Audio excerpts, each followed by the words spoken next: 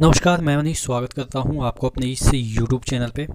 दोस्तों, आज 30 जनवरी है और 30 जनवरी में आपको हिंदुस्तान के जो पटना से प्रकाशित होने वाले जो पेपर हैं उसमें एक आर्टिकल छपी हुई है। यहाँ पे देखिएगा 30 जनवरी आर्टिकल छपी हुई है और ये जो चीज़ें हैं वो रेलवे के रिगार्डिंग जो छपी हुई है चीज़ें, यहाँ पे देखिएगा रेलवे बोर्ड समिति के सामने बड़ी चुनौती।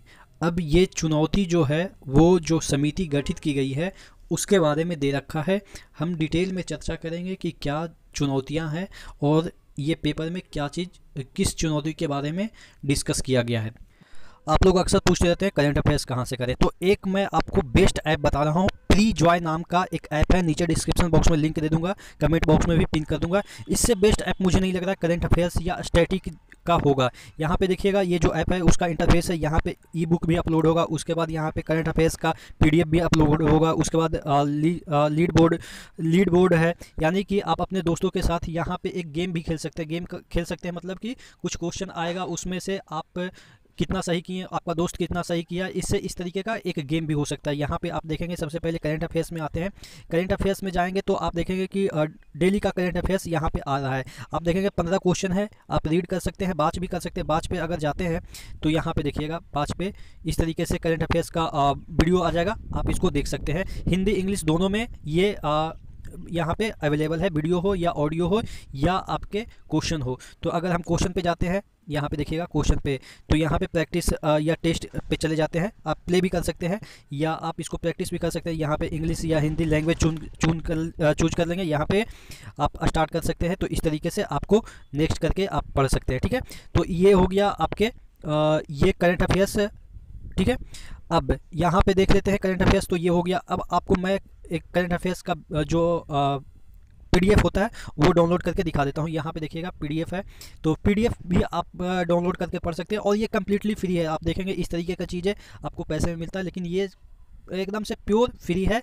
तो आप यहाँ पे जाके इस तरीके से करंट अफेयर्स देख सकते हैं, पढ़ सकते हैं और PDF डाउनलोड कर सकते हैं। तो और भी चीज़ें मैं आपको दिखा देता हूँ, जैसे यहाँ पे आपके ये तो हो गया करंट अफेयर्स की बात।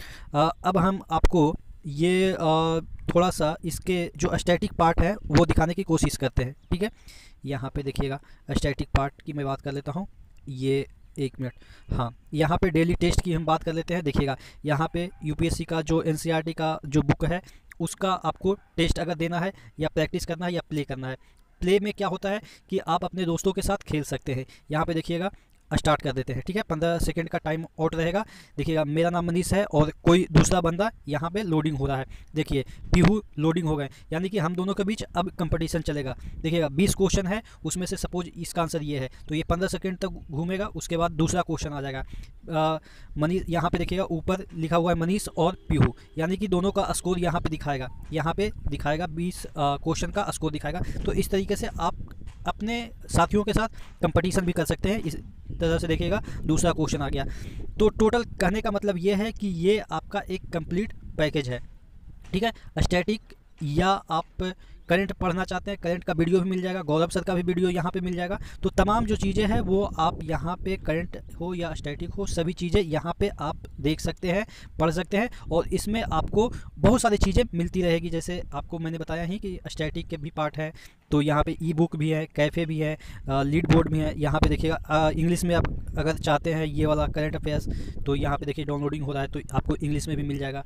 तो आपको मैं बताऊँ कि अगर आप नीचे डिस्क्रिप्शन बॉक्स में लिंक दिया हुआ है, इसको लोड करके पढ़ते हैं तो आपको करंट अफेयर्स के लिए इधर उधर पैसे खर्चा करने की आवश्यकता नहीं होगा। देखिएगा ये इंग्लिश में मिल गया, तो नीचे डिस्क्रिप्शन बॉक्स में लिंक चेक कर लीजिएगा। रेलवे भर्ती को लेकर आंदोलनरत 1 करोड़ से अधिक असंतुष्ट अभ्यर्थियों की मांग पूरी करने के लिए उच्च स्तरीय समिति का गठन कर दिया है, लेकिन समिति के समक्ष 12वीं पास अभ्यर्थियों को बराबरी का मौका दिलाने की प्रमुख चुनौती है। यानी कि जो आपके समिति गठित हुई है उसके सामने ये चुनौती है कि 12वीं के जो स्टूडेंट हैं, यानी कि 12वीं पास जिसने भरा है कि सिर्फ वो 12वीं पास है, हालांकि अब तो वो ग्रेजुएट भी हो चुके होंगे, तो उनके सामने चुनौती है सरकार के सामने। ठीक है, क्या चुनौती है देख लेते हैं। गैर तकनीकी लोकप्रिय श्रेणी एनटीपीसी में उनके साथ स्नातक डिग्री धारक भी शामिल है।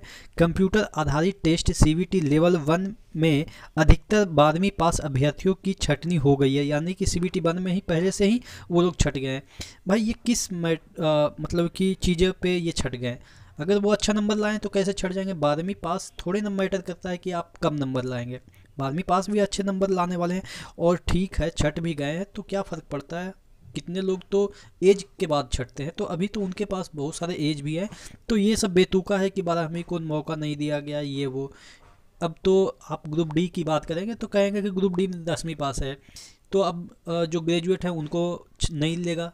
ऐसा नहीं होता है कि 12वीं 10वीं, यहाँ पे मिनिमम क्वालिफिकेशन रखा जाता। नहीं तो अगर हम ग्रुप डी की बात करें तो उसमें 95% ऐसे कैंडिडेट होते हैं जो ग्रेजुएट होते हैं। हम लोग जो सिलेक्ट होके आए हैं 15 लोग, 15 को में एक ही ऐसा बंदा है जो कि ग्रेजुएट नहीं था उस समय, हालांकि वो भी ग्रेजुएट हो गया था उस समय, ठीक है ना। तो आप 10वीं का परीक्षा पे ग्रेजुएट को ले रहे हैं और यहाँ पे आप ये तर्क दे रहे हैं कि 12वीं ये वो, ये सब तो बेतुका चीज़ है। कंपटीशन है, कंपटीशन में 12वीं 10वीं कुछ नहीं होता है। जो मेहनत करता है, कितना आदमी ग्रेजुएट होने के बाद भी 10 साल तक उनको पता नहीं चलता है कंपटीशन क्या होता है। जब वो इंजीनियरिंग कर लेते हैं हमारे जैसे लोग तब जाके कंपटीशन में आते हैं। तो ये सब तो मतलब बेतुका तर्क है कि 12वीं पास। आगे देख लेते हैं इसमें क्या दे रखा है। उनको बराबरी का मौका मिलना चाहिए। रेलवे मंत्रालय के शीर्ष अधिकारियों को कहना है कि किसी भी पद पे भर्ती के लिए नियमतः न्यूनतम योग्यता मानक होती है। ये जो न्यूनतम योग्यता मानक होती है वो रेलवे के संदर्भ में नहीं, कोई भी पोस्ट पे आप चले जाएं। उच्च शिक्षा प्राप्त छात्र छात्राओं को आवेदन करने से रोकने का प्रावधान नहीं है, ऐसा ये बोल रहे हैं और ऐसा ही है। उन्होंने बताया कि 2019 में रेलवे में भर्ती के लिए अधिसूचना जारी होने के बाद एनटीपीसी में एक अभ्यर्थी ने कई पदों के लिए आवेदन किया। तकनीकी पेच यह है कि 12वीं पास से योग्यता वाले पदों पर स्नातक डिग्री धारक छात्रों ने आवेदन किया, जबकि स्नातक योग्यता वाले पदों पर 12वीं पास से आवेदन नहीं कर सकते। ये तो ऑब्वियस है कि हम ग्रेजुएट हैं और एमबीए का फॉर्म आए तो हम भर देंगे क्या? नहीं ना भर सकते ना। आप कहेंगे कि वो हम एडमिशन ले लिए हैं तब तो भर सकते हैं। भाई एडमिशन ले लिए, इसकी कौन सी गारंटी है कि आप पास हो जाएंगे? तो ये सब चीज़ें हैं जो कि बेसिक चीज़ें हैं जो कि समझनी चाहिए। यहाँ पे देखिएगा पद कम चयनित ज़्यादा, तो ऑब्वियस है कि पद कम होगा चयनित ज़्यादा तो होंगे ही, इतने लोग भरते हैं। यहाँ पे देखिएगा रेलवे में एनटीपीसी के 35,281 अधिसूचित रिक्तियों के अपेक्षा 20 गुना अभ्यर्थियों का चयन किया गया, जिसकी संख्या 7,05,446 रोल नंबर है, जो कि कुल 35,281 रिक्तियों का 20 गुना होता है। आंदोलनरत अभ्यर्थियों की मांग है कि स्नातक डिग्री धारक छात्रों ने कई पदों पे एक साथ आवेदन किया है। सीबीटी लेवल 1 में अधिकांश स्नातक छात्र चयनित हुए हैं और जो 12वीं पास इसमें चयनित हुए हैं वह सीबीटी 2 लेवल 2 में स्नातक के सामने टिक नहीं पाएंगे। ये ऐसा बोल रहे हैं कि स्नातक के सामने टिक नहीं पाएंगे। क्यों ऐसा, मतलब कि गारंटी है क्या कि स्नातक के सामने टिक नहीं पाएंगे? अगर नहीं टिक पाते तो सिलेक्शन ही नहीं लेते। जितना भी होता है वो सब स्नातक वाले सिलेक्शन होते हैं। आप देखेंगे कि कुछ 12th वाले भी सिलेक्शन लिए हैं और ग्रेजुएट वाले छट गए हैं। तो ये उलूल जुलूल वाले जो लॉजिक देते हैं वो तो मुझे समझ के परे है। पता नहीं आप इसको किस तरीके से समझते हैं, क्योंकि जो अभी सीबीटी 1 में सेलेक्ट हुए हैं उसमें से कुछ ना कुछ तो होंगे 12th वाले बच्चे, 12th वाले, और जो छठे हैं उसमें ज़्यादातर आपके ग्रेजुएट वाले ही बच्चे छठे, क्योंकि इतने लोग का सिलेक्शन तो नहीं हुआ ना। 3,80,000 का सिलेक्शन हुआ। बाकी जो लगभग आप मान के चल सकते हैं 1 करोड़ लोग तो छठ ही गए। तो 1 करोड़ में सपोज 10,000 ऐसे होंगे कि जो कि आपके नॉन ग्रेजुएट होंगे, लेकिन 10 लाख जो ऐसे होंगे वो नॉन ग्रेजुएट होंगे। 90 लाख तो आपके ग्रेजुएट वाले ही बंदे छटे हैं। तो ऐसा तो लॉजिक ही नहीं दे आ जा सकता है कि सिर्फ ग्रेजुएट वाले का ही सिलेक्शन होगा सीबीटी 2 में। तो ये उसके बाद यहाँ पे दे रखा है कि और नौकरी उनके हाथ से निकल जाएगी। उनकी मांग है कि दोनों पृथक परीक्षाएं पृथक कराई जाए। हालांकि ऐसी कोई मांग नहीं है हम लोग का। मुझे तो नहीं लग रहा कि 12th वाला का अलग लिया जाए और ग्रेजुएट वाला का अलग लिया जाए। ये पेपर वाले पता नहीं कहाँ से इन लोगों को पता चलता है कि ऐसी मांग किया जा रहा है। हाँ, वो अलग बात है कि 20 गुना हम लोग मांग करें, वो जायज़ भी है, क्योंकि पहले ऐसा ही होता था। और जो कॉमन कट ऑफ है यही मांग है, और उसके बाद जो CBT 2 की बात की जा रही है ग्रुप डी में उसको हटाया जाए। ये सब चीज़ें यहाँ पे दे नहीं रखी है, बस ये आपके 12th लेवल के जो सेपरेट की बात की जा रही है उसके बारे में दे रखा है, जो कि मतलब कि बेतुका है। उसके बाद यहाँ पे देखिए, इसके अलावा चयन प्रक्रिया में रोल नंबर के बजाय प्रति अभ्यर्थी के अनुसार चयन किया जाए। ये सही है कि आप प्रति व्यक्ति को चयन के 20 गुना। रेलवे यदि 2019 में बनाए गए अपने नियमों में बदलाव करता है तो मामला अदालत में चला जाएगा। ये बोल रहे हैं कि 2019 वाला जो नोटिफिकेशन है उसमें बदलाव करता है तो जो ये मामला है अदालत में चला जाएगा, क्योंकि नोटिफिकेशन में बदलाव पूरा नहीं किया जा सकता है। देखिए भाई, ये रेलवे खुद लिखती है नीचे कि हम बदलाव कर सकते हैं, तो अदालत में जाने की क्या मतलब की है। अदालत में जाएंगे भी तो रेलवे कहेगी कि हम तो नीचे लिख रखे हैं ना कि जो टर्म एंड कंडीशन होता है कि हम बाद में कुछ भी चेंजेस कर सकते हैं, तो अदालत में वैसे भी कमज़ोर हो जाएगा ये पक्ष कि हम अदालत में चले जाएंगे।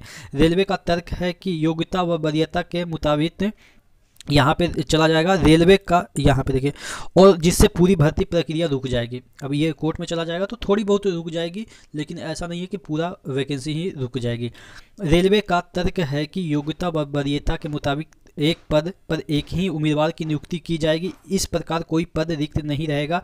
जानकारों का कहना है कि समिति के समक्ष इस मुद्दे का सुलझाना आसान नहीं होगा। आसान तो नहीं होगा, ये तो हम लोग भी समझ रहे हैं, लेकिन कोई बात नहीं, स्टूडेंट के फेवर में आएगा, क्योंकि इलेक्शन भी फेस करना है और लोगों का उन्होंने गुस्सा भी देख लिया है। तो आप क्या समझते हैं नीचे कमेंट बॉक्स में कमेंट करके जरूर बताएंगे। नेक्स्ट वीडियो मिलते हैं, तब तक के लिए धन्यवाद।